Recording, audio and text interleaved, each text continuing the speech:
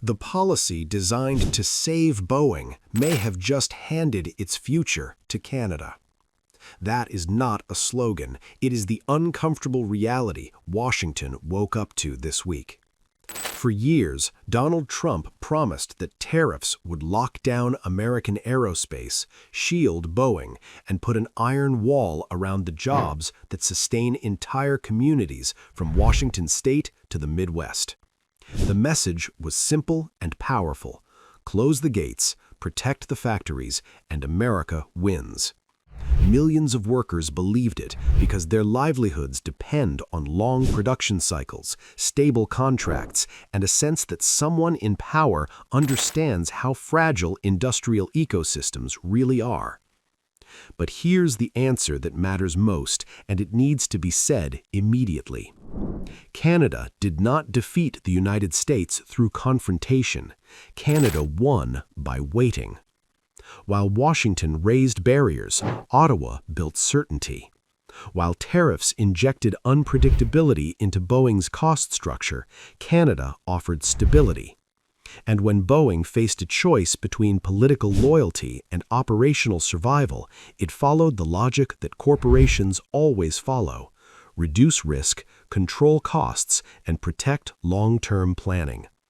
That is how Canadian aerospace firms secured billion-dollar Boeing work on North American soil, not as a symbolic victory, but as a structural shift. Fuselage work, avionics integration, long-term maintenance programs, the kind of contracts that don't just create jobs, but anchor entire industrial futures. This was not a sudden ambush. It was a door quietly left open while Washington focused on building walls. What looks like a trade dispute is, in reality, a reallocation of power. And the shock spreading through American factory towns is not about Canada winning. It is about realizing that the rules of the game changed without warning. To understand how this moment unfolded, you have to start with the promise itself. Tariffs were not sold as a technical adjustment. They were framed as protection, almost as a moral guarantee. The message from Washington was that American aerospace had been ring-fenced, that global competition would no longer siphon away jobs, and that Boeing's vast supplier network could finally breathe without fear of being undercut. For workers in factory towns, that promise carried emotional weight. Aerospace is not just another industry, it is a generational employer, a backbone that determines whether entire regions grow or wither. The language mattered. Trade barriers were described as a shield, a defensive perimeter that would stabilize wages and keep production rooted at home.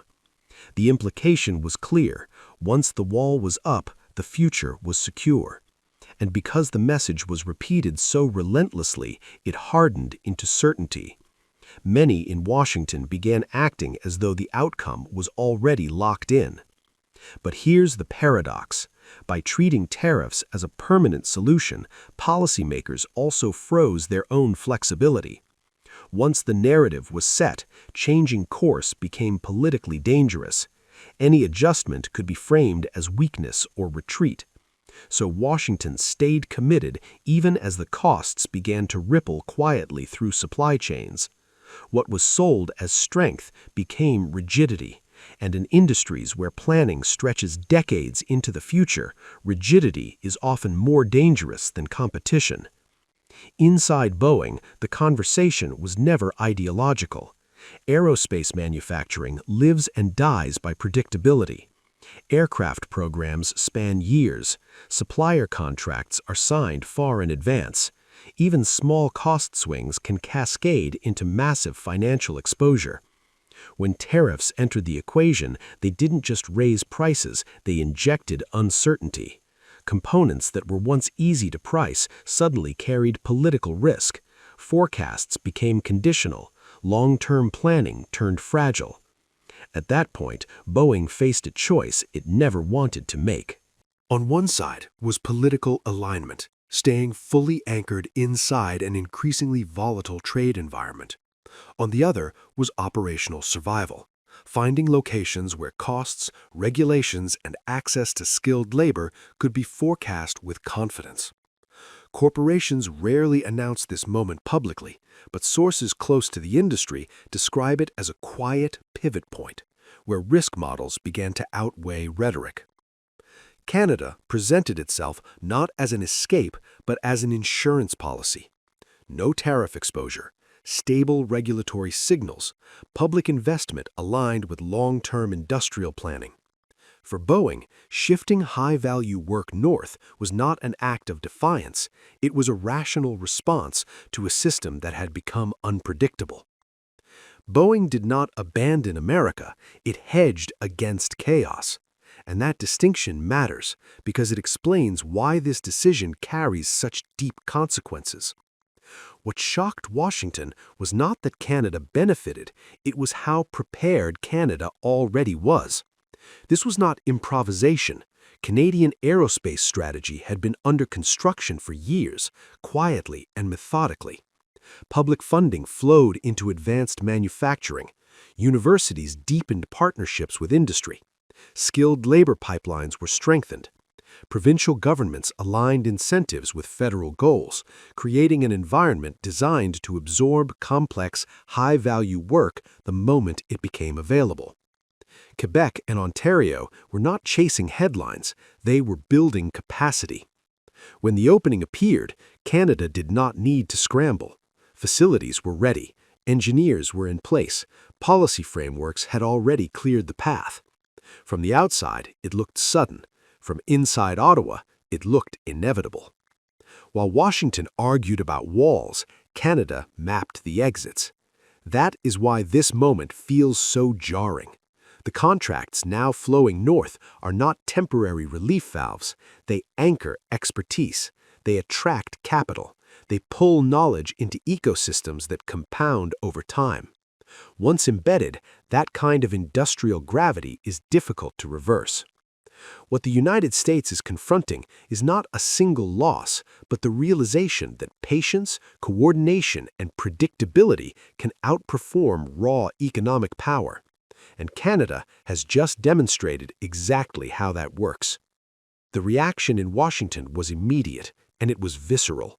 This was not framed as a routine corporate adjustment. It was treated as a rupture. An industry long held up as a symbol of American industrial strength appeared to be redirecting its center of gravity, and the timing could not have been worse. With the 2025 election cycle accelerating, the headlines cut straight into the heart of the political narrative. Donald Trump responded with public anger, describing the move as a betrayal of American workers and signaling that retaliation was still on the table. The language was sharp, almost personal, because the symbolism was impossible to ignore. Only days earlier, campaign speeches had promised that aerospace jobs were safe from foreign influence. Those words collided head-on with images of Canadian leaders celebrating new contracts and long-term investment. Inside industrial regions, the response was quieter but more unsettling. Workers in Michigan, Ohio, and Pennsylvania did not see this as abstract geopolitics. They saw it as a familiar warning sign. Communities that still carry the scars of factory closures understand how quickly adjustments turn into permanent losses. Labor unions reacted with fury, arguing that policies sold as protection instead destabilized the very industries they were meant to defend.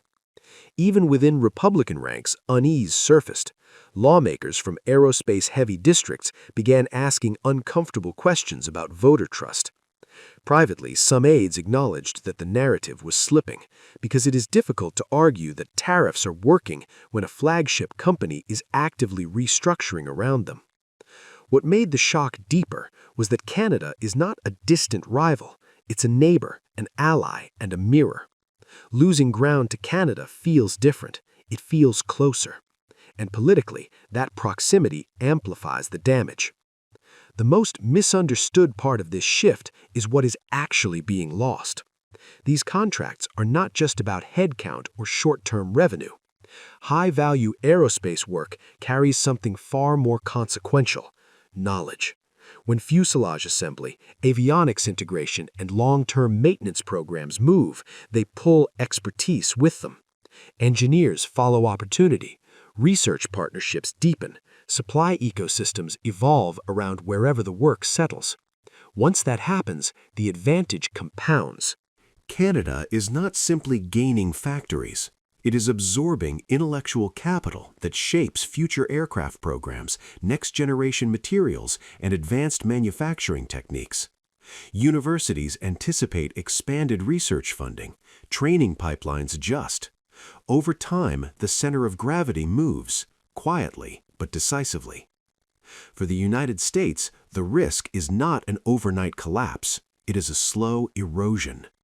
If Boeing's move becomes a template, other industries will draw the same lesson. Predictability matters more than patriotic messaging. Executives watching this episode are already modeling scenarios where long-term stability outweighs domestic symbolism, especially in sectors tied to global supply chains. This is why analysts describe the moment as a turning point rather than a setback. Once knowledge clusters form elsewhere, reversing them requires far more than policy tweaks. It requires rebuilding trust, stability, and confidence, the very qualities that tariffs were meant to preserve. Canada understood this dynamic early. It invested accordingly. And now, as contracts lock in expertise for decades, the quiet win is becoming impossible to ignore. What looks like a trade dispute is, in reality, a redistribution of industrial gravity, and gravity, once shifted, rarely snaps back on command. When you step back and look at the full board, the pattern becomes clear. This was never just about Boeing. It was about what happens when policy mistakes certainty for strength. Tariffs were introduced with the promise of protection, but in practice, they introduced volatility into an industry that survives on long-term planning and disciplined forecasting. Faced with that instability, Boeing did what global corporations always do. It reduced exposure and secured predictability elsewhere. Canada did not force this outcome. It absorbed it. By offering stability, coordinated investment, and a clear industrial roadmap, Ottawa positioned itself as the safest harbor at the exact moment Washington became politically rigid. The result is not a temporary detour of work, but a long-term reallocation of expertise, capital, and influence. Once those elements settle, they reshape the future far beyond any single election cycle. For the United States, the question now is not whether tariffs can be defended rhetorically, but whether they can deliver what was promised in practice. Industrial power is not maintained by walls alone. It depends on trust, adaptability, and the ability to compete inside a global system that rewards predictability over confrontation. For Canada, this moment reinforces a different lesson. Quiet planning, institutional patience, and strategic alignment can outperform louder displays of power. Without issuing threats or demanding attention, Canada has moved closer to the core of North American advanced manufacturing. The larger question hangs unresolved. Will Washington adjust its approach before more industries follow the same path? Or will this episode be remembered as the point where a strategy designed to protect American industry quietly pushed it to look elsewhere? Your perspective matters. If you work in manufacturing, supply chains, or regional economies touched by these decisions, share what you are seeing on the ground. And if you want to stay informed as this power shift continues to unfold, subscribing ensures you don't miss what comes next.